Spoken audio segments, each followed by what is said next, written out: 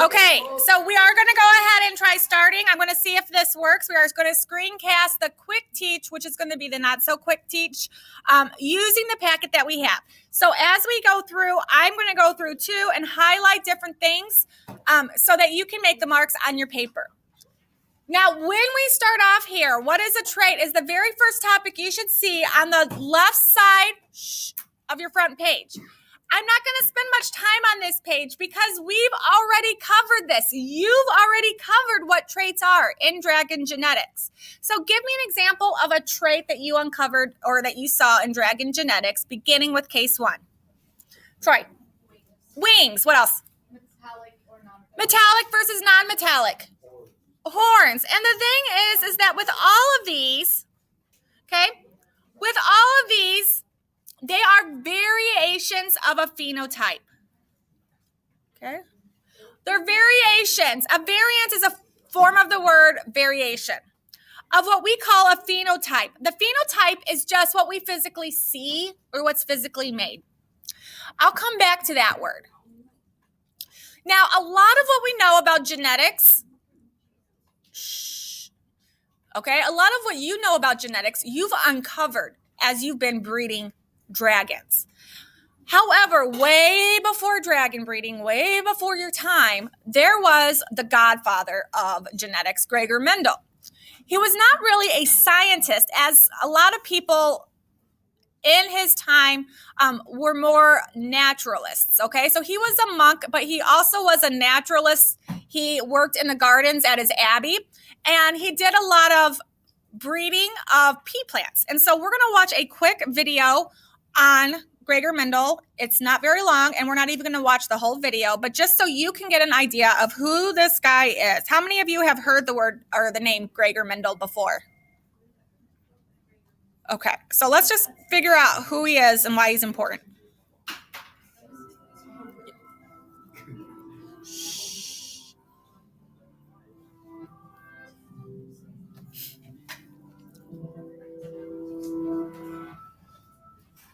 These days, scientists know how you inherit characteristics from your parents.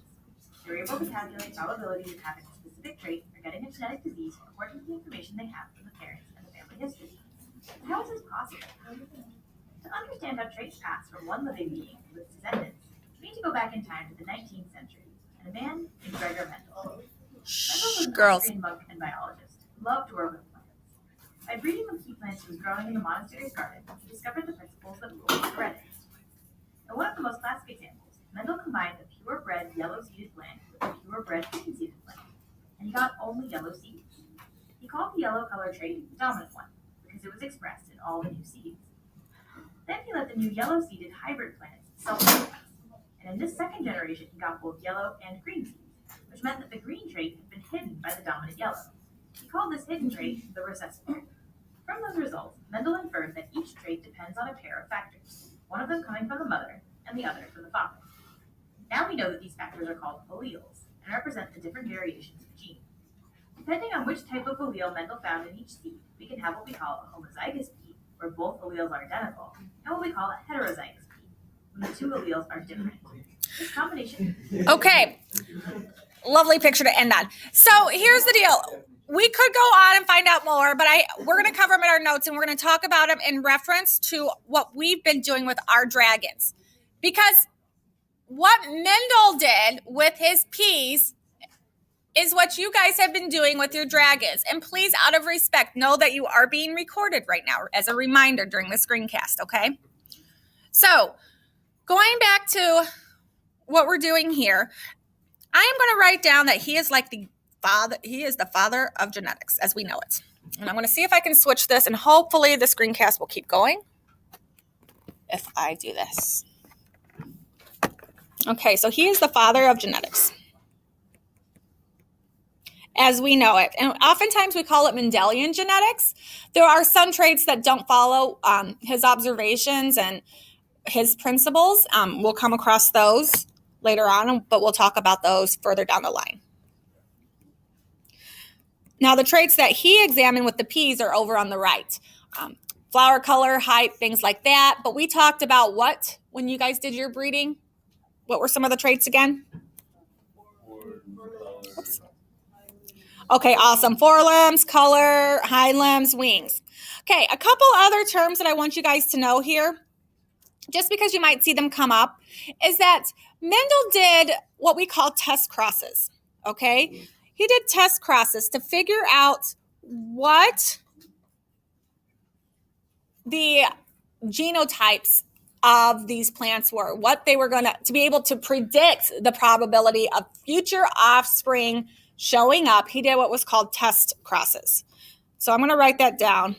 Test crosses. Did you guys ever do a test cross with your dragons where you were taking dragons where you knew what the genes and alleles were and crossing them with dragons that you weren't sure of to try to figure it out? That's what test crossing is, okay? We also have something called F1, F2. If we take two pure but different parents, so like a pure winged versus and a pure wingless, and we cross them, we call the first generation the F1, filial generation number 1. And we call the second generation, if those were to have offspring, F2. You don't need to know the definition, but I don't want you to be blindsided if you see that letter F with the number 1 or 2 somewhere else. I just want you to know that it refers to the generation of the cross. Okay? Questions?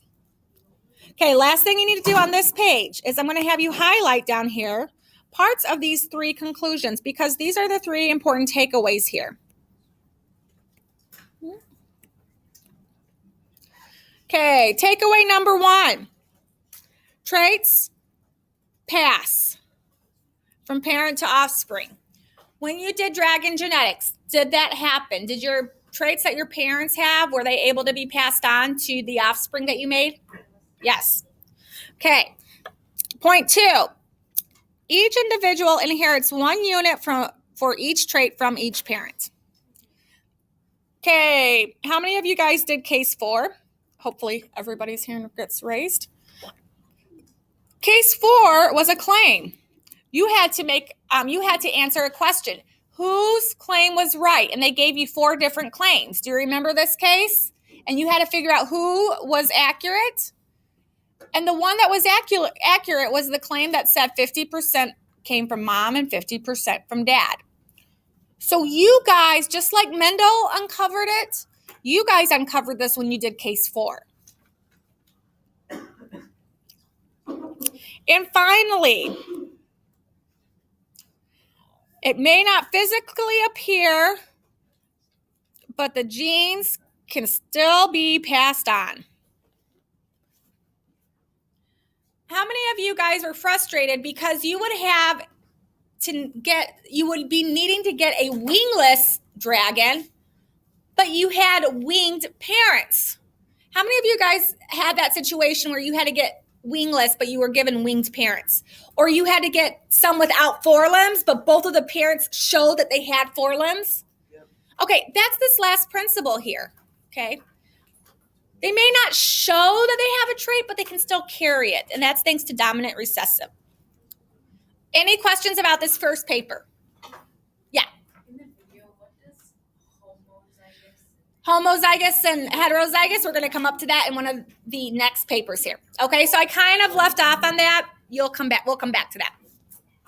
Okay, so I'm going to scroll down so I can catch up with you. And speaking of this whole homozygous business, we're going to talk about another word that has homo in it, because we know that the prefix homo means what? Same. And homologous, we're looking at the same language, okay? We're talking about the same chromosomes, meaning they have the same genes. Homologous chromosomes, same genes. Now, it might be different versions of the genes. What do we call those versions of the genes? Begins with an A. Yep, maybe different alleles. But they have the same genes, same locations. Okay? So here we go. We have the same gene, right? We have the same band. That same little section of DNA on the left codes for a trait that will be the same on the right. Maybe it's the shape of the nose of the dragon. Maybe it's the length of the wings. Whatever it is on one, it's the same on the other. So homologous pairs. And we talked about that in the blind Kahoot, right? Homologous. You'll want to know alleles are the variations. And here we go. This comes down to what you wanted to know, Troy. There's another word that we're going to talk about, and it's just like this one. It means the same. Do you need a packet? Okay. So in this case, it is homozygous. Okay. Homo means same. So do you think they're going to have the same version of the allele or different versions of the allele? Oh, I'm glad you have a smile on your face. If it has homo in it, it's going to have the same version of the allele. Okay? It's going to have the same version of the allele. So it covered dominant, recessive. So let's talk about that really quick here. Dominant. What does it mean to be dominant? It overpowers, right? It's going to demonstrate its power no matter who else is around, right? Same thing for genetics. A dominant allele will always be expressed. It will overpower any other alleles.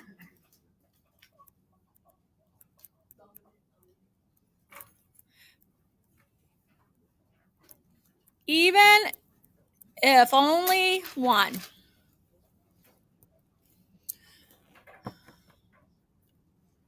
Okay. Now, how many of you guys got to case 6 where you had to look at the DNA to gene or to protein? Okay. Do you remember those DNA codes? Was it just like 1 or 2 letters, or was it lots and lots and lots of letters and bases long? Okay, it was a lot of letters and bases long, wasn't it? Okay, do you think that whenever a biologist wants to write out that allele, they want to write out that entire base code? If they have a lot of time. So what happens is oftentimes we use shorthand to express the allele, okay, that DNA code. And we use a letter. So let's look at forelimbs as our trait, okay? Let's look at forelimbs as our trait. We're going to call forelimbs, we're going to use the letter F. First of all, which one was dominant, forelimbs or not forelimbs in the dragon? Okay, awesome. So forelimbs is dominant. Now let's think about the letters of the alphabet. Which do you think is going to overpower the other? Do you think the capital letter, if you had a choice between a capital letter and a lowercase letter, which one would overpower the other? Which one do you think would be stronger? Team lowercase, raise your hand. Team capital, raise your hand. Okay, thank you.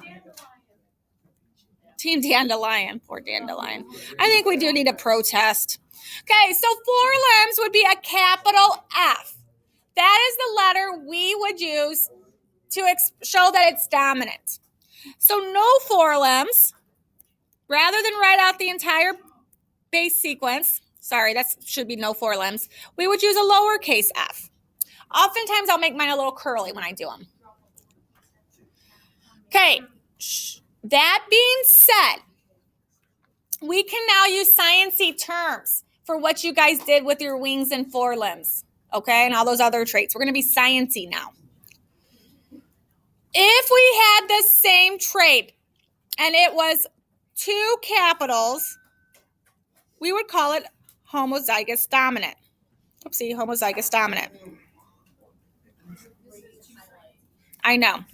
So, for our traits that we used,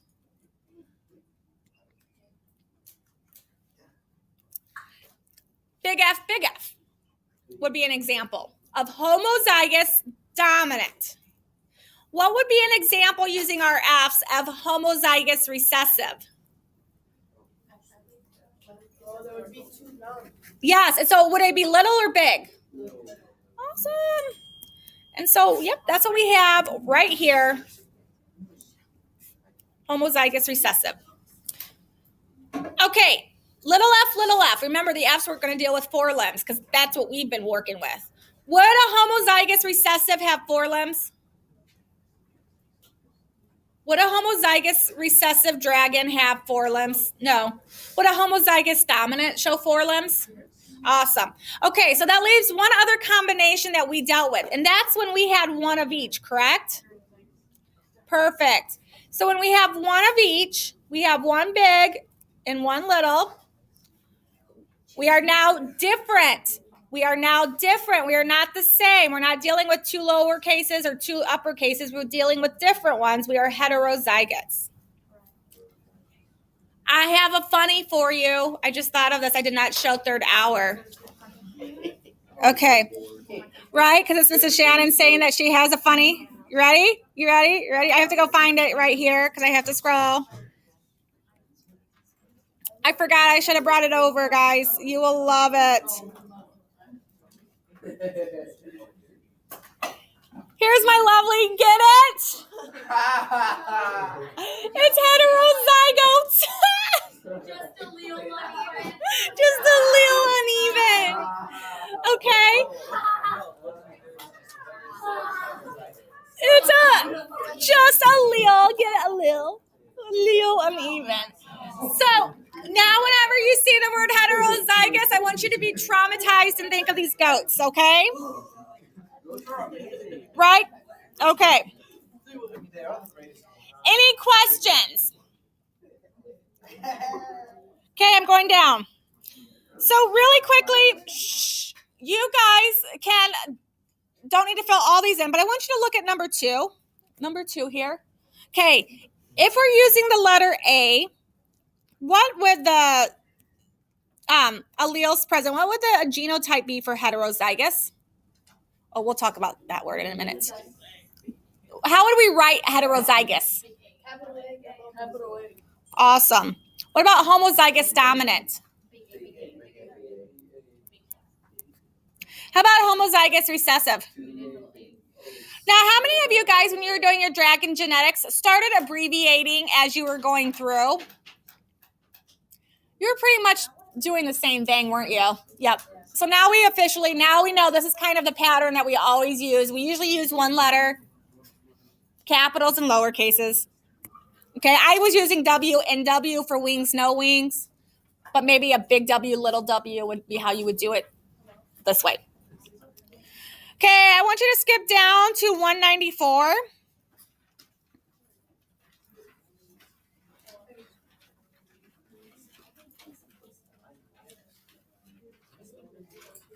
Okay, key ideas. I am going to put lots of stars here. I love this page. I want you guys to love this page. I want you to make lots of stars or things that make you happy on this page, so you will look at this page again.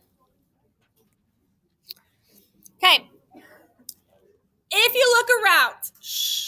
you look around at us, at our siblings, there's a lot of variation in the population. When we come back from break, we're going to talk about why it's so important. But right now, what I want you guys to focus on is how the variation gets there in the first place. And step number one, all variation starts with mutations.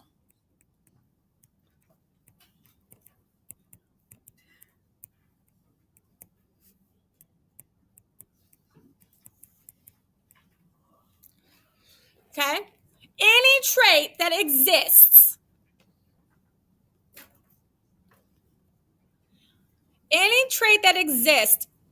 is based on a DNA sequence.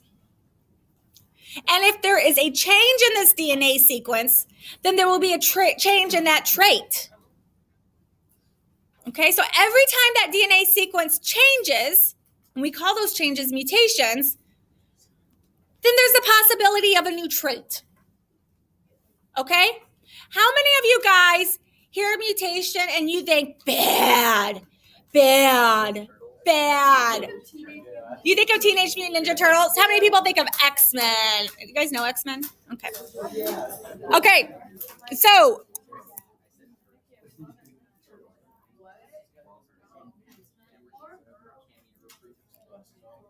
we are going to watch a little video. Okay? On mutations, it's 1:41. The differences in our genes come about through a natural process called mutation. Mutation is extremely common. As a cell copies its DNA before dividing, it makes occasional typos. Most commonly, a single base is substituted for another. Sometimes a base is deleted, or an extra base is added. The cell is able to repair most of these typos, but each round of cell division introduces a few changes that are not repaired. When DNA changes occur in cells that will give rise to eggs or sperm, they can be passed down to offspring.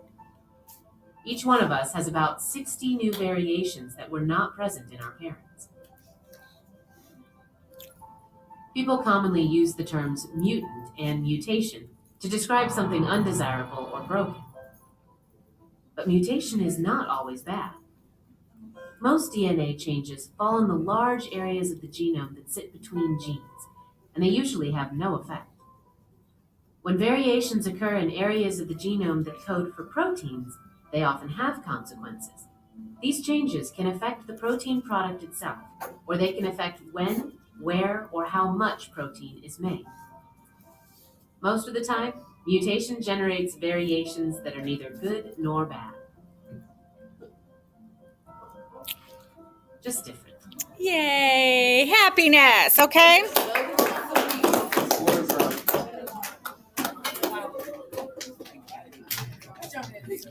Okay, so all of them start with mutations. Mutations can be,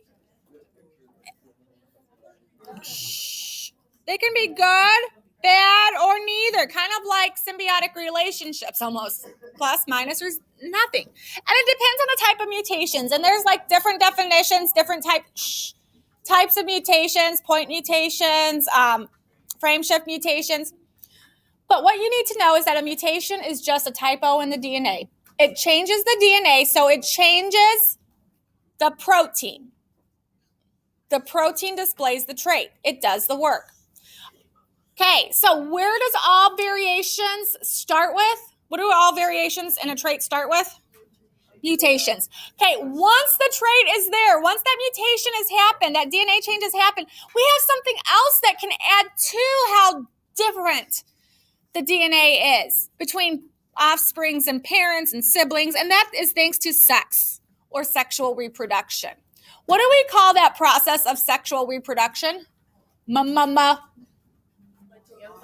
Meiosis. Thank you for catching yourself, because mitosis, the toes are in your toes, and it doesn't have anything to do with, my oh my.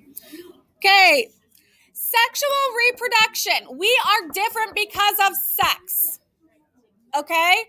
We are not identical to our parents because we undergo a process that makes us unique. Okay, we're going to talk about these couple of these processes in meiosis that leads to variation in a minute, but this is the second source of variation. Got it? Now, because of this reshuffling and the rearranging of the DNA thanks to sexual reproduction, it gives us different genotypes. Genotypes, okay, are the makeup, the combination of both alleles.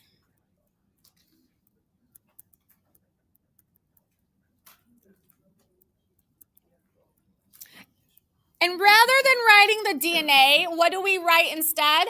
Because the DNA, writing out the bases of that DNA takes too long. What do we write? Letters, okay? We use letters to symbolize it. Rather than writing out the base sequence of mom's allele and the base sequence of dad's, we just use letters. Okay, it's like our shorthand.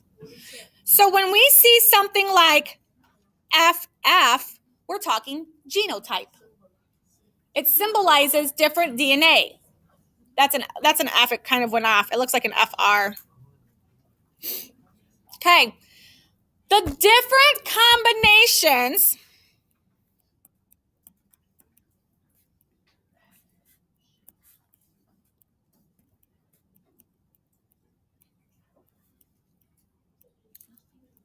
lead to different phenotypes. Phenotypes begin with pH. It is the physical trait protein we see. I don't like that because we don't always see them. Let's call it expressed.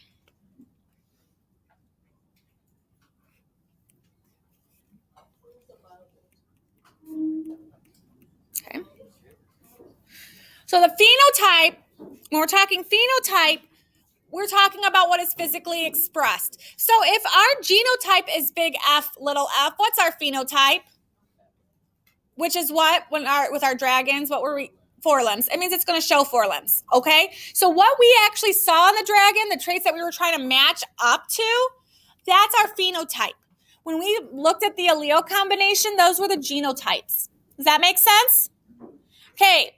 Very important, though, that the main two things here, combination of mutations and sexual reproduction, is why we're different, why organisms within a population are different from each other. And that's what's going to become very important when we come back from break.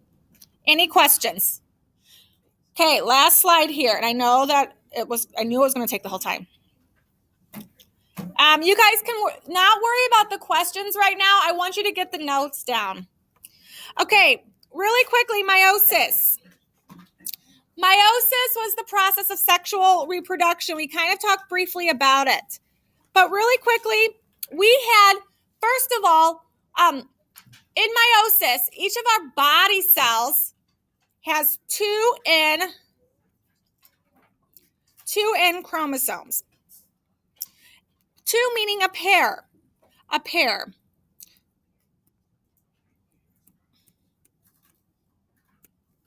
So it's a homologous pair because we have one from mom and one from dad, right? So body cells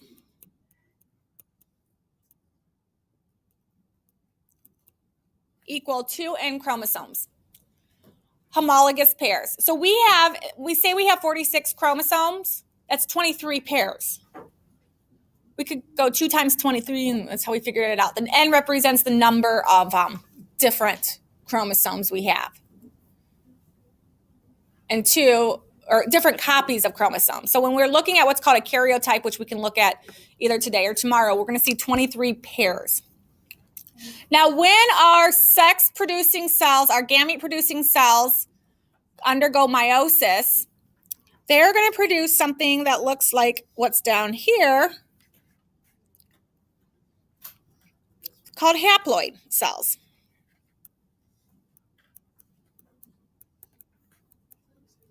It no longer has one from mom and one from dad for each of them. It only has either or. So there's going to be terms haploid, and if haploid and diploid confuse you right now, that's okay.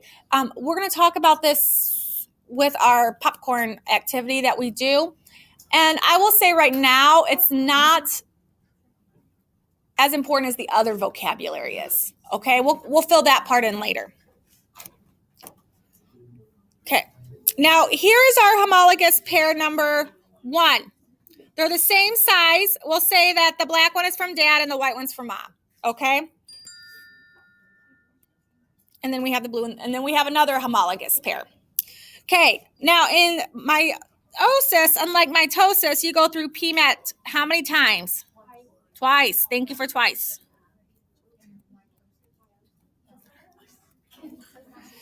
Okay, during the first time, there is something very important that happens here.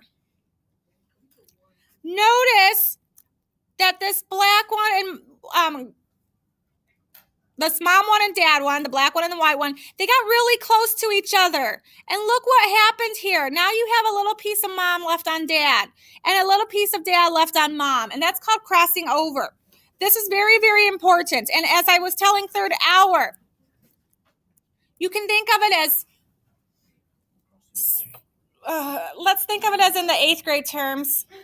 Has anyone done kissy face? Like you kiss, smooching and swapping germs and all that fun jazz? You know, you've never like kissed and swapped. Okay, good. I love you guys. Stay innocent. Okay. Okay. Keep it that way. As you get older, sometimes you guys do like kissy face and you like smooch, or you could. Yeah, well, we would say with parents and stuff, but that gets a little weird. But kissy face, you swap germs, right? You're swapping germs and bacteria and saliva, okay? And that's what crossing over is like. It's like swapping part of yourself with the other person, okay? Swapping part of one chromosome with another. That produces variation. Okay. Go down here. Last page here. Okay, here's the better way to look at it, because I love you guys, and I love the fact that you guys are horrified when I say kissy face. Oh, just stay that way, all right? Because nobody does that. Nobody swaps, you know, their kissy face germs with each other. Instead, though, they might do this. They might hold hands.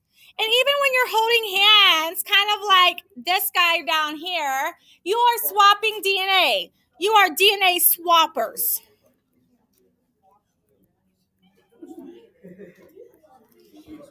Okay? During the first part, the first division in meiosis, homologous pairs get close enough that they can touch. And they swap their DNA. But they have to be super close. So only the parts that are super close can swap this, okay? This leads to a new combination. Do you see this new combination of DNA on that chromosome at the end here?